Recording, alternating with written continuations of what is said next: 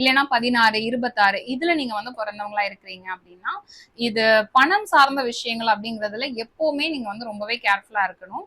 கொஞ்சம் அதிகமான செலவுகள் நான் எவ்வளோதான் சேவிங்ஸ் பண்ணி வைக்கணும் அப்படின்னு நான் வந்து ஒரு பெரிய பிளானிங் எல்லாமே போட்டாலும் அது நடக்கவே மாட்டேங்குது.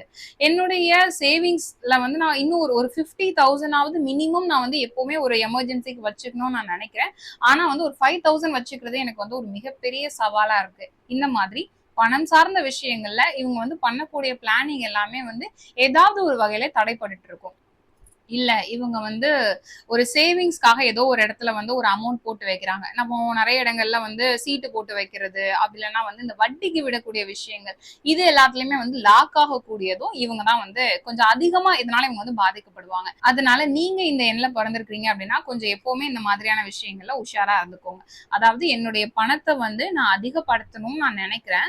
ஆனா அதுக்காக நான் வந்து ஒரு முயற்சி எடுத்து வைக்கும் போது அந்த முயற்சியில வந்து எனக்கு ஏதாவது ஒரு வகையில தடை வருது, இல்லைன்னா செலவுகள் ரொம்பவே அதிகமா வருது. இந்த மாதிரி பணம் சார்ந்த விஷயத்துல நிறைய பிரச்சனைகளை வந்து சந்திக்கக்கூடியவங்களா இவங்க வந்து இருப்பாங்க.